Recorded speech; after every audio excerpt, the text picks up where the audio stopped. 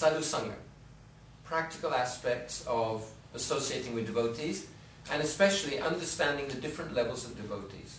So there are three levels of devotees in broad terms, broad categories. Kanishta Adhikari, this is the lowest level. Then Majjhima Adhikari, Majjhima means middle, and Uttam. Uttam means topmost. So these three levels of devotees. In Jaiva Dharma, chapter 8, there's a wonderful explanation of the different kinds of devotees. So there it's explained that Kanishta Adhikari, they've started on the path of bhakti, but they're not real bhaktas yet. They will become bhaktas, but not yet. Achrayameva Hare, puja yak shraddhayehite. They're worshipping Krishna with faith.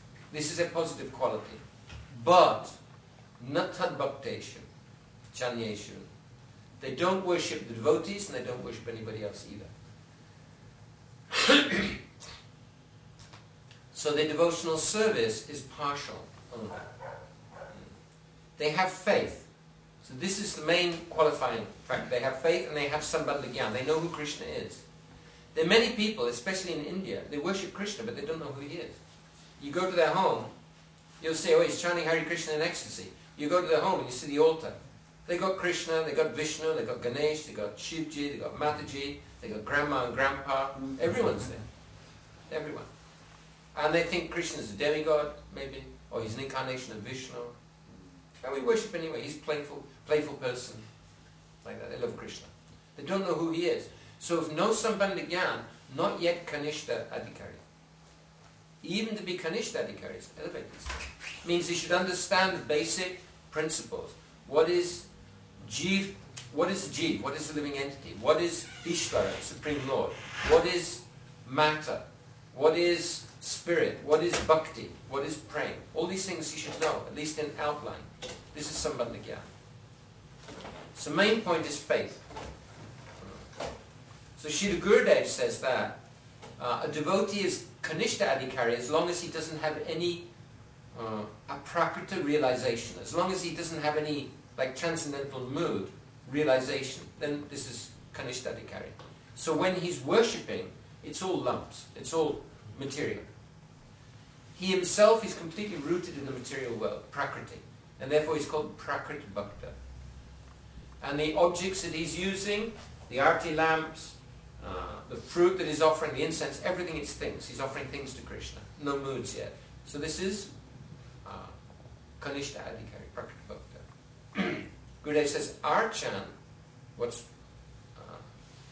performed by the Kanishta Adhikari, this is performed with the gross physical body and the subtle mental body. So it means that the mood and mentality of the gross and subtle bodies, they're there, mostly they're very predominant. But in bhajan, the devotee's physical and mental mentality and like mood, they're diminishing, and the mood of his spiritual mood is increasing. So Kanishta Adhikari hasn't got there yet. That's the difference Gurudev says between Archan and bhajan. In order to come to the level of Majjhima Adhikari, the Kanishta Adhikari has to worship pure devotees. In order to get the mood of Majjhima Adhikari, he has to worship Majjhima Adhikari. Or Uttama Adhikari who's come to the Majjhima platform. That I'll explain in a minute. So, next type of devotee, Majjhima Adhikari. Majjhima Adhikari is more qualified than the Kanishta Adhikari, and he's got 4 special characteristics. He understands that there's 4 different types of personality in the world, and he has 4 different moods towards them. Ishre tadadhineshu balisheshu tisachuncha. He knows that there's a Supreme Lord. He knows that there's devotees. He knows that there's innocent people who don't yet know about Krishna, or they're not firmly fixed in Krishna consciousness, but they're not envious. And then there's those who are envious. They're actually opposed to devotional service. And for these 4 different kinds of people, he has 4 different kinds of attitudes. So for Krishna, he has pure unmotivated love. He's not worshipping Krishna so that he can get something for himself.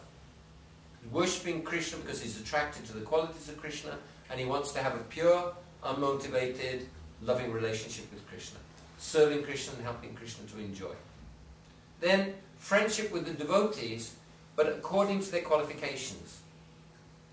So Maitri, friendship. And Thakur Bhaktivinoda says that this friendship, so practically what does it mean? How do we show Maitri with a devotee? Association, conversation, and service. These three things. How we relate to devotees depends on our status and their status. So how we associate with a very elevated devotee, how we associate with those on an equal level, and how we associate with those who are junior to ourselves, that will depend. I mean, it depends on our relative standing. Similarly, conversation, what we're going to talk about, that will also depend. And the kind of service also. The kind of service that we perform for a very elevated devotee, we'll do anything. Carry his pot, wash his socks, anything. Anything. Whereas for I remember when I first came to the ashram, so I saw Tirtha Maharaj. Oh, he's been with Gurudev for so long, he's a very advanced devotee. And at some point I offered to massage his feet. And he was horrified. He said, "No, you're like my father."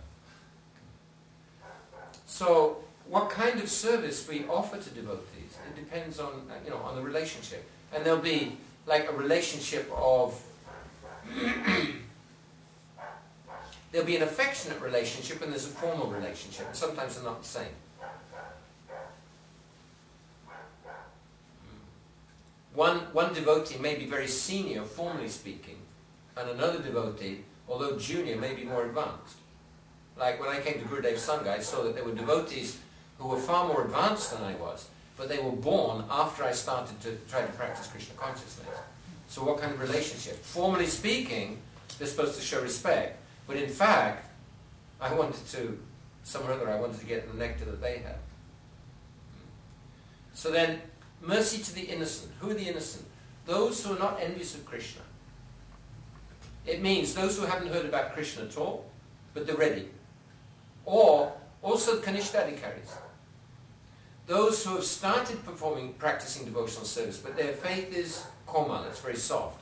They can fall down at any point. They can become discouraged. So Madhyamadikari, he wants to encourage the Kanishtadikaris so that they can come to a level of solid devotion.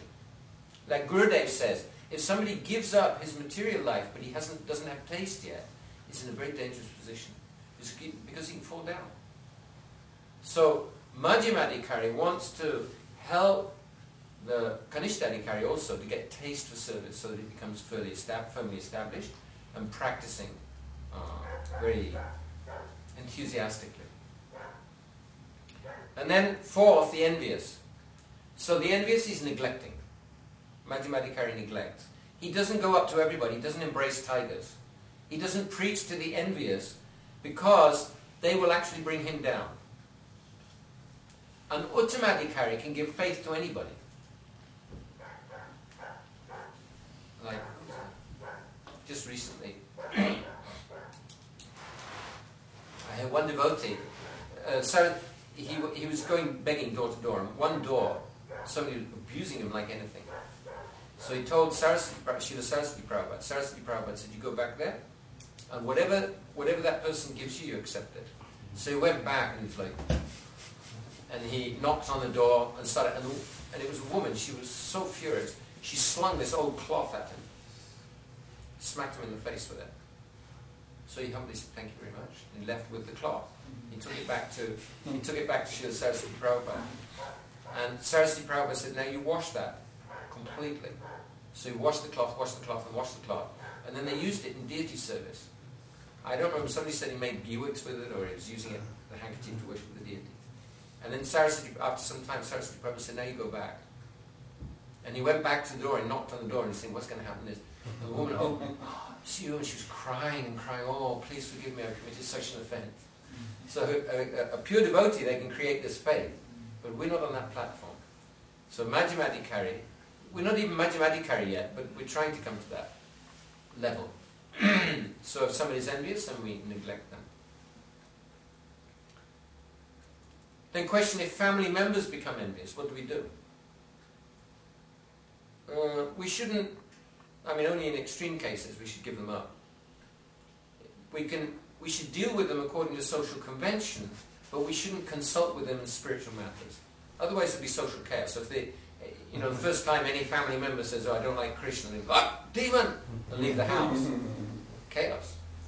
And actually for Kanishta, anyway, we shouldn't prematurely renounce. So this is a direction.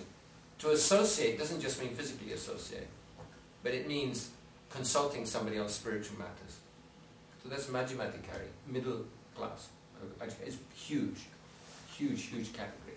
And then finally Uttam, one who sees that everybody, he's actually in love with Krishna completely. And he sees that everybody has his mood.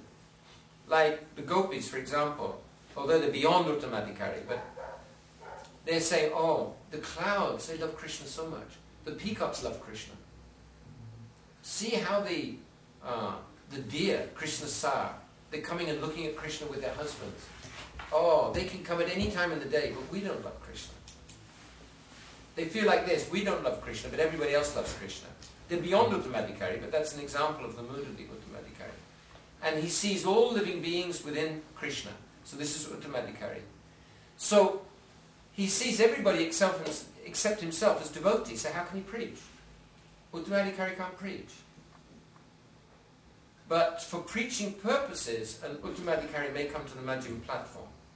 So we understand that our acharyas, they're on that level. That although they're Uttamadikari, but they come to the Madhyam level for preaching purposes. So therefore their preaching is very, very powerful. So to this Uttam Bhagavad, then we relate to them with what? Surrender, service and surrender. Everything is very auspicious. Whatever we have, what use is it to us? It's like if you jump into the sea with a heavy weight on, you'll drown. So all our belongings, our fame, our fortune, our good qualities, our learning, all these things, by ourselves, they're drowning us. But if we can surrender them to Krishna through the pure devotee, so then we can he'll engage them in Krishna's service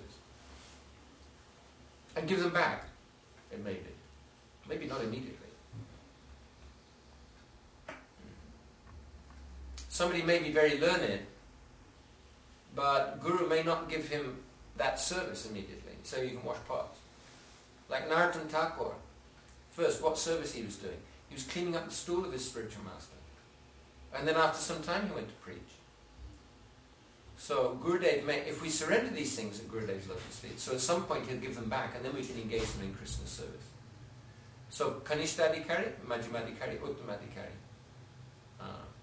Now we're on the Kanishta platform and we should try, by association with Madhyamadikari, by association with Madhyam devotees, we should try to come to that level and we should try to deal with people as Madhyamadikari. We should try to differentiate between the devotees, different grades of devotees, and who's envious and who's innocent. How we can do that? By taking shelter of those who are more experienced than we are, and gradually we'll get their intelligence and their understanding and their moods. And then Uttamadikari, so we serve with service and surrender. Hare Krishna.